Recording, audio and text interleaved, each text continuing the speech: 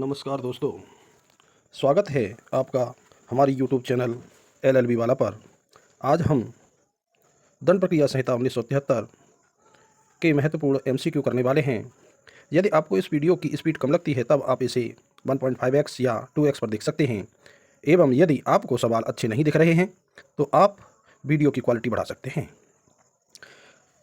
यह हमारा दंड प्रक्रिया संहिता का चौथा पार्ट है। नेक्स्ट प्रश्न है,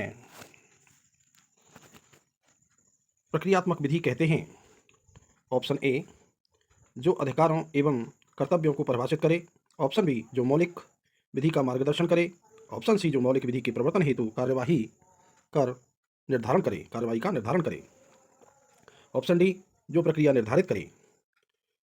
इस प्रश्न का ऑप्शन सी सही है।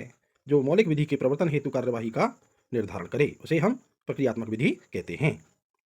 नेक्स्ट प्रश्न है, सूची फर्स्ट और सूची सेकंड को सुमेलित कीजिए और सूचियों के नीचे दिए गए कूट से सही उत्तर चुनिए। धारा और संबंधित उपबंध, जिसमें धारा 216 का ऑप्शन यानी जो मैचिंग है वो 2 से है, न्यायालय आरोप में परिवर्तन कर सकता है। ऑप्शन बी धारा 218 सुभिन्न अपराधों के लिए पृथक आरोप। ऑप्शन सी धारा 221 जब संदेह है कि कौन सा अपराध किया गया है। ऑप्शन डी धारा 223 का ऑप्शन का जो सूची सेकंड में फर्स्ट नंबर सही है, किन व्यक्तियों पर संयुक्त आरोप लगाया जा सकेगा, यह धारा 223 में वर्णित है। इस प्रकार से इसका ऑप्शन बी सही है जो मैचिंग पूर्ण करता है। नेक्स्ट प्रश्न है, दंड प्रक्रिया संहिता की धारा 151 का किस लिए उपयोग किया जाता है। ऑप्शन ए सम्मान की तामील करने के हेतु, ऑप्शन बी स्त्रियों को संरक्षण प्रदान करने हेतु, ऑप्शन सी संज्ञेय अपराधों का किया जाना रोकने के लिए गिरफ्तारी हेतु, ऑप्शन डी स्थानीय जांच हेतु। इस प्रश्न का ऑप्शन सी सही है, संज्ञेय अपराधों का किया जाना रोकने के लिए गिरफ्तारी हेतु। नेक्स्ट प्रश्न है, ऐसा अपराध जो दंड प्रक्रिया संहिता की प्रथम अनुसूची में दर्ज है वह। ऑप्शन ए जमानती है, ऑप्शन बी अजमानती है, ऑप्शन सी अजमानती होते हुए भी जमानत मिल सकती है, ऑप्शन डी अशमनीय है। तो इस प्रश्न का ऑप्शन बी सही है, अजमानती अपराध है। यानी प्रथम अनुसूची में, कहने का तात्पर्य यह है कि प्रथम अनुसूची में अजमानती अपराध दर्ज हैं। नेक्स्ट प्रश्न 116 पुलिस अधिकारी की प्रार्थना पर अभियुक्त की चिकित्सा व्यवसायी द्वारा परीक्षा किए जाने का प्रावधान निम्न में से किस धारा के अधीन दिया गया है।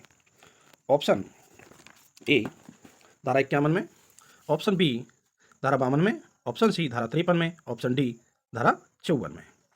तो इस प्रश्न का ऑप्शन अधिनियम के अनुसार धारा 53 है, ऑप्शन सी सही है, जिसमें पुलिस अधिकारी की प्रार्थना पर अभियुक्त की चिकित्सा व्यवसायी द्वारा परीक्षा किए जाने का प्रावधान दिया गया है। नेक्स्ट प्रश्न है 117 उद्घोषित अपराधी की परिभाषा निम्न में से किस धारा के अधीन दी गई है। ऑप्शन ए धारा 2, ऑप्शन बी धारा 36, ऑप्शन सी धारा 38, ऑप्शन डी धारा 40। इसका ऑप्शन डी सही है, धारा 40, जिसमें उद्घोषित अपराधी को परिभाषित किया गया है। नेक्स्ट प्रश्न 118 धारा 82 के तहत उद्घोषणा से भिन्न व्यक्ति कितने समय के अंतर्गत धारा 83 के अधीन कुर्क की गई किसी संपत्ति के बारे में उस कुर्क की तारीख से अपनी आपत्ति प्रस्तुत कर सकता है। ऑप्शन ए 3 मास, ऑप्शन बी 6 मास, ऑप्शन सी 9 मास, ऑप्शन डी 12 मास। तो इसका ऑप्शन बी सही है, जिसमें यह वर्णित किया गया है कि जब किसी व्यक्ति को धारा 83 के अधीन कुर्क की गई किसी संपत्ति को कुर्क कर लिया जाता है तो उसके बारे में हम आपत्ति 6 मास के भीतर ही प्रस्तुत कर सकते हैं। नेक्स्ट प्रश्न है, सम्मन मामलों में कितनी अवधि के भीतर अन्वेषण यदि समाप्त नहीं हो जाता तो मजिस्ट्रेट अन्वेषण को रोकने का आदेश दे सकता है। ऑप्शन ए है 60 दिन, ऑप्शन बी है 90 दिन, ऑप्शन सी है 3 माह और ऑप्शन डी है 6 माह। इस प्रश्न का ऑप्शन डी सही आंसर है, जिसमें यह वर्णित किया गया है सम्मन मामलों में 6 माह के भीतर अन्वेषण यदि समाप्त नहीं होता है तो मजिस्ट्रेट अन्वेषण को रोकने का आदेश दे सकता है। यानी मजिस्ट्रेट इन्वेस्टिगेशन को रोक सकता है। नेक्स्ट प्रश्न 120, सम्मन की तामील किस प्रकार की जाती है? ऑप्शन ए, न्यायालय के किसी अधिकारी द्वारा, ऑप्शन बी, किसी अन्य प्राधिकृत लोक सेवक द्वारा, ऑप्शन सी, पुलिस अधिकारी द्वारा, और ऑप्शन डी, उपर्युक्त में से किसी के द्वारा। इस प्रश्न का ऑप्शन डी सही है, उपर्युक्त में से किसी के भी द्वारा अर्थात सम्मन की तामील की जा सकती है, जिसमें ये उपरोक्त तीनों न्यायालय के किसी अधिकारी के द्वारा या किसी अन्य प्राधिकृत लोक सेवक के द्वारा या पुलिस अधिकारी द्वारा सम्मन की तामील की जाएगी। नेक्स्ट प्रश्न है प्रश्न नंबर 121, निम्नलिखित में से कौन दंड प्रक्रिया संहिता की धारा 125 के अंतर्गत भरण पोषण प्राप्त करने का अधिकारी नहीं है? ऑप्शन ए, पिता, ऑप्शन बी, अवयस्क संतान, ऑप्शन सी, सहोदर भाई, और ऑप्शन डी, तलाकशुदा पत्नी। तो इस प्रश्न का ऑप्शन सी सही है, अर्थात धारा 125 के अधीन सहोदर भाई को वर्णित नहीं किया गया है, वह भरण पोषण प्राप्त करने का अधिकारी नहीं है। नेक्स्ट प्रश्न नंबर 122, निम्नलिखित में से किसको लोक प्रदूषण हटाने का अधिकार प्राप्त है, यानी पब्लिक न्यूसेंस? ऑप्शन ए, न्यायिक मजिस्ट्रेट द्वितीय श्रेणी, ऑप्शन बी, कार्यपालिका मजिस्ट्रेट, ऑप्शन सी, सेशन न्यायाधीश, ऑप्शन डी, न्यायिक मजिस्ट्रेट प्रथम श्रेणी। इस प्रश्न का ऑप्शन बी, कार्यपालक मजिस्ट्रेट सही आंसर है, जो अधिनियम में वर्णित है।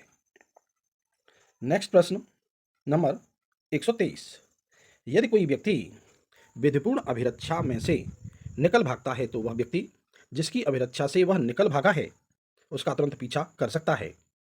ऑप्शन ए, जिले की सीमाओं में, ऑप्शन बी, राज्य की सीमाओं में, और ऑप्शन सी, भारत के किसी भी स्थान में, और ऑप्शन डी है संबंधित थाने की सीमाओं में।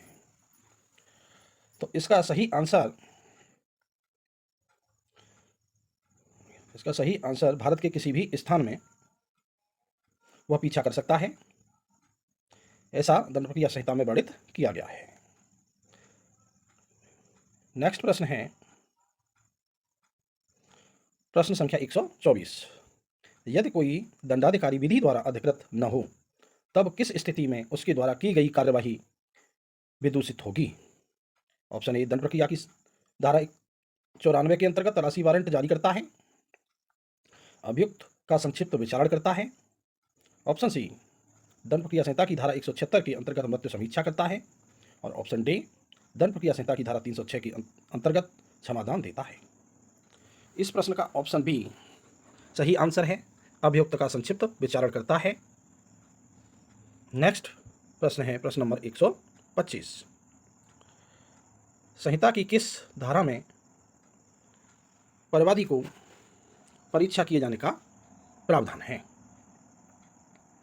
ऑप्शन ए, धारा 201, ऑप्शन बी, धारा 202, ऑप्शन सी, धारा 203, ऑप्शन डी, धारा 200। तो इस प्रश्न का सही ऑप्शन है ऑप्शन डी, धारा 200 में परिवादी को परीक्षा किए जाने का प्रावधान दिया गया है। नेक्स्ट प्रश्न नंबर 126, क्या छोटे अपराधों के मामले में कोई व्यक्ति न्यायालय में उपस्थित हुए बिना अर्थदंड डाक द्वारा अदा कर सकता है? यदि हाँ तो किस प्रावधान के अंतर्गत? ऑप्शन ए, हाँ, धारा 210 दंड प्रक्रिया संहिता के तहत, ऑप्शन बी, हाँ, धारा 294 दंड प्रक्रिया संहिता के तहत, ऑप्शन सी, हाँ, धारा 207 दंड प्रक्रिया के तहत, ऑप्शन डी, हाँ, धारा 206 दंड प्रक्रिया के तहत। इस प्रश्न का सही आंसर है ऑप्शन डी, हाँ, धारा 206 दंड प्रक्रिया संहिता के तहत छोटे अपराधों के मामलों में कोई भी व्यक्ति न्यायालय में उपस्थित हुए बिना अर्थदंड यानी पेनल्टी डाक द्वारा अदा कर सकता है। नेक्स्ट प्रश्न है प्रश्न नंबर 127, प्रत्येक न्यायालय खुला होगा इस प्रावधान का अपवाद है? ऑप्शन ए, धारा 376 भारतीय दंड संहिता, ऑप्शन बी, धारा 302 भारतीय दंड संहिता, ऑप्शन सी, धारा 500 भारतीय दंड संहिता, और ऑप्शन डी, धारा 120 ए यानी क भारतीय दंड संहिता। तो इसका सही ऑप्शन है धारा 500 भारतीय दंड संहिता में यह बताया गया है प्रत्येक न्यायालय खुला होगा, अर्थात इस बात का अपवाद है। नेक्स्ट प्रश्न है प्रश्न नंबर 128, साक्ष्य अभियुक्त अथवा उसके अधिवक्ता की उपस्थिति में ही लिया जाना चाहिए। आप इस पर क्या कहेंगे कि ऑप्शन ए, ऐसा कोई नियम नहीं है, ऑप्शन बी वह केवल वांछनीय है। ऑप्शन सी अभिव्यक्त रूप से उपबंधित कुछ अपवादों को छोड़कर यह एक सामान्य नियम है। ऑप्शन डी यह एक अंतिम नियम है। इसका सही ऑप्शन है अभिव्यक्त रूप से उपबंधित कुछ अपवादों को छोड़कर यह एक सामान्य नियम है, अर्थात साक्ष्य अभियुक्त अथवा उसकी अधिवक्ता की उपस्थिति में ही लिया जाना चाहिए। नेक्स्ट प्रश्न है प्रश्न नंबर 129।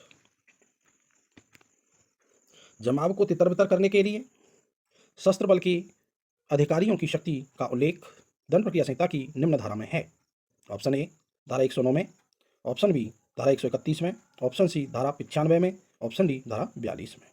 इसका सही ऑप्शन है ऑप्शन बी धारा 131 में, अर्थात दंड प्रक्रिया संहिता में जमाव को तितर-बितर करने के लिए सशस्त्र बल के अधिकारियों को शक्ति प्रदान की गई है।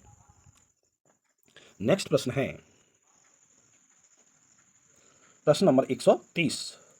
शांति भंग होने की सूचना की सत्यता की जांच मजिस्ट्रेट किस अवधि के पश्चात नहीं कर सकेगा? ऑप्शन ए 30 दिन, ऑप्शन बी 16 दिन, ऑप्शन सी 25 दिन और ऑप्शन डी 6 माह। इस प्रश्न का सही ऑप्शन है ऑप्शन डी 6 माह, जो कि दंड प्रक्रिया संहिता की धारा 116 में वर्णित है। नेक्स्ट प्रश्न है प्रश्न नंबर 131। चुराई हुई अथवा संदेहास्पद संपत्ति को संहिता की निम्नलिखित धारा के अंतर्गत अभिगृहित किया जा सकता है।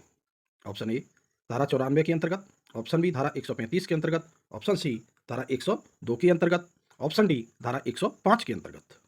तो इस प्रश्न का सही ऑप्शन है ऑप्शन सी धारा 102 के अंतर्गत, अर्थात चुराई हुई अथवा संदेहास्पद संपत्ति को अभिगृहित किया जा सकता है। नेक्स्ट प्रश्न प्रश्न नंबर 132। आरोप पत्र में निम्नलिखित में से किस तथ्य का उल्लेख नहीं होगा? ऑप्शन ए अपराध का कथन, ऑप्शन बी विधि की धारा और ऑप्शन सी साक्षियों के नाम एवं पते और ऑप्शन डी अपराध का सृजन करने वाली विधि का नाम। तो इस प्रश्न का सही ऑप्शन है ऑप्शन सी साक्षियों के नाम एवं पते, अर्थात आरोप में अभियुक्त के नाम पते के तथ्य का उल्लेख किया जाना आवश्यक नहीं है। नेक्स्ट प्रश्न है प्रश्न नंबर 133। एक अभियुक्त अपने विरुद्ध हो रहे परीक्षण में ऑप्शन ए केवल बिना शपथ लिए ही साक्ष्य दे सकता है, ऑप्शन बी न्यायालय द्वारा शपथ पर साक्ष्य देने को बाध्य किया जा सकता है, ऑप्शन सी शपथ पर साक्ष्य देगा, ऑप्शन डी उपर्युक्त सभी कथन असत्य हैं। इस प्रश्न का सही ऑप्शन ऑप्शन सी है शपथ पर साक्ष्य देगा।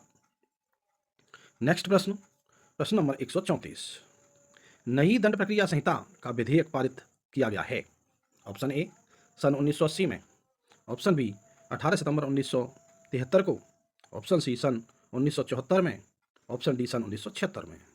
तो इसका सही ऑप्शन है ऑप्शन बी 18 सितंबर 1973 को। नेक्स्ट प्रश्न प्रश्न नंबर 135। पुलिस अधिकारी द्वारा थाने पर किसी मामले के अन्वेषण हेतु साक्षियों को बुलाने हेतु ऑप्शन ए मौखिक या लिखित आदेश दिया जा सकेगा, ऑप्शन बी मौखिक आदेश पर्याप्त होगा और ऑप्शन सी लिखित आदेश देना होगा और ऑप्शन डी मजिस्ट्रेट को आदेश देना होगा। तो इस प्रश्न का ऑप्शन सी लिखित आदेश देना होगा सही उत्तर है, अर्थात पुलिस अधिकारी द्वारा थाने पर किसी मामले के अन्वेषण हेतु साक्षी को बुलाने के लिए लिखित आदेश देना होगा। नेक्स्ट प्रश्न प्रश्न नंबर है 136। किसी चिकित्सा व्यवसायी द्वारा अभियुक्त का बलात् परीक्षण ऑप्शन ए केवल उसकी सहमति से ही अधिकृत है, ऑप्शन बी स्वयं अपने विरुद्ध साक्षी होने के लिए विवश करने की रिपोर्ट में आता है, ऑप्शन सी विधि द्वारा अधिकृत है, ऑप्शन डी अधिकृत नहीं है। इस प्रश्न का ऑप्शन सी सही उत्तर है विधि द्वारा अधिकृत है, अर्थात किसी चिकित्सा व्यवसायी द्वारा अभियुक्त का बलात् परीक्षण विधि द्वारा अधिकृत है। नेक्स्ट प्रश्न है प्रश्न नंबर 137। विशेष लोक अभियोजक की नियुक्ति के लिए कम से कम 10 वर्ष तक विधि व्यवसाय का अनुभव का उल्लेख किस धारा में किया गया है? ऑप्शन ए धारा 24 की उपधारा 8, ऑप्शन बी धारा 24 की उपधारा 6, ऑप्शन सी धारा 24 की उपधारा 3 और ऑप्शन डी धारा 25 में। तो इस प्रश्न का ऑप्शन ए सही उत्तर है धारा 24 की उपधारा 8, अर्थात धारा 24 की उपधारा 8 के अधीन विशेष लोक अभियोजक की नियुक्ति के लिए कम से कम 10 वर्ष तक का विधि व्यवसाय का अनुभव आवश्यक है। नेक्स्ट प्रश्न है प्रश्न नंबर 138। दंड प्रक्रिया संहिता 1898 दंड प्रक्रिया संहिता की किस धारा द्वारा निरसित किया गया है? ऑप्शन ए धारा 485 के द्वारा, ऑप्शन बी धारा 486 के द्वारा, ऑप्शन सी धारा 487 के द्वारा और ऑप्शन डी धारा 484 के द्वारा। तो धारा इसका सही ऑप्शन है ऑप्शन डी धारा 484 के द्वारा सीआरपीसी 1898 को निश्चित किया गया। नेक्स्ट प्रश्न है प्रश्न नंबर 139। सूची फर्स्ट को सूची सेकंड से सुमेलित कीजिए एवं नीचे दिए गए कूट की सहायता से सही उत्तर का चयन कीजिए। ऑप्शन ए धारा 61 का संबंध किससे है? तो इसका चौथा ऑप्शन सही है, धारा 61 का संबंध के प्रारूप से है। ऑप्शन बी धारा 62 का संबंध की तामील से है। ऑप्शन सी धारा 69 का संबंध डाक द्वारा तामील से है और ऑप्शन डी धारा 66 का संबंध सरकारी सेवक पर तामील से है। इस प्रकार से इसका पहला ए वाला ऑप्शन सही है। नेक्स्ट प्रश्न नंबर 140। फरार व्यक्ति की संपत्ति की कुर्की का प्रावधान दंड प्रक्रिया संहिता की किस धारा में किया गया है? ऑप्शन ए धारा 82, ऑप्शन बी धारा 83 और ऑप्शन सी धारा 76 और ऑप्शन डी धारा 79। तो इसका सही ऑप्शन ये फरार व्यक्ति की संपत्ति की कुर्की का प्रावधान धारा 83 में किया गया है। इसका ऑप्शन बी सही आंसर है। नेक्स्ट प्रश्न, कुर्क संपत्ति पर दावा कुर्की की तारीख से कितने समय के अंदर हो जाना चाहिए? ऑप्शन ए 3 माह, ऑप्शन बी 6 माह, ऑप्शन सी 9 माह, ऑप्शन डी 1 वर्ष। तो इसका सही ऑप्शन है ऑप्शन बी 6 माह। तो कुर्क संपत्ति पर दावा कुर्की की तारीख से 6 माह के अंदर ही किया जाना चाहिए, ऐसा दंड प्रक्रिया संहिता में वर्णित किया गया है। नेक्स्ट प्रश्न है प्रश्न नंबर 142। सम्मन के स्थान पर या उसके अतिरिक्त वारंट किस धारा के अंतर्गत जारी किया जाता है? ऑप्शन ए धारा 85 में, ऑप्शन बी धारा 83 में और ऑप्शन डी धारा 86 में, ऑप्शन सी धारा 86 में और नेक्स्ट ऑप्शन है धारा 87 में। तो इसका सही ऑप्शन है ऑप्शन डी धारा 87 में। अर्थात कहने का मतलब ये है सम्मन के स्थान पर न्यायालय जब भी वारंट जारी करेगा तो इस बात का प्रावधान धारा 87 में वर्णित किया गया है। नेक्स्ट प्रश्न, तलाशी वारंट किस धारा के अंतर्गत जारी किया जाता है? ऑप्शन ए धारा 91, ऑप्शन बी धारा 93, ऑप्शन सी धारा 95 और ऑप्शन डी धारा 97। तो इस प्रश्न का सही ऑप्शन है ऑप्शन बी धारा 93। अर्थात धारा 93 में तलाशी वारंट जारी करने का प्रावधान दिया गया है। नेक्स्ट प्रश्न है प्रश्न नंबर 144। प्रकाशनों को समपहत करने की घोषणा किस धारा के अंतर्गत की जाती है? Forfeiture of publication. Option A धारा 87 में, ऑप्शन बी धारा 90 में, ऑप्शन सी धारा 93 में, ऑप्शन डी धारा 95 में। इसका सही ऑप्शन है ऑप्शन डी धारा 95 में। नेक्स्ट प्रश्न है प्रश्न नंबर 145। धारा 95 के अंतर्गत समपहरण की घोषणा को अपास्त करने के लिए कितने दिन पूर्व उच्च न्यायालय में आवेदन किया जा सकता है? ऑप्शन ए 1 माह, ऑप्शन बी 2 माह और तो इसका सही ऑप्शन है ऑप्शन बी यानी 2 माह के भीतर ही उच्च न्यायालय में हम समपहरण की घोषणा को अपास्त कराने के लिए, सेटिसाइड कराने के लिए एप्लीकेशन प्रस्तुत कर सकते हैं। यदि आपको यह वीडियो अच्छी लगी हो तो लाइक करें एवं हमारे चैनल को सब्सक्राइब अवश्य करें। आपको तुम्हारे पेपर की वीडियो समय से प्राप्त होगी। एलएलबी वाला आपके उज्जवल भविष्य की कामना करता है। धन्यवाद।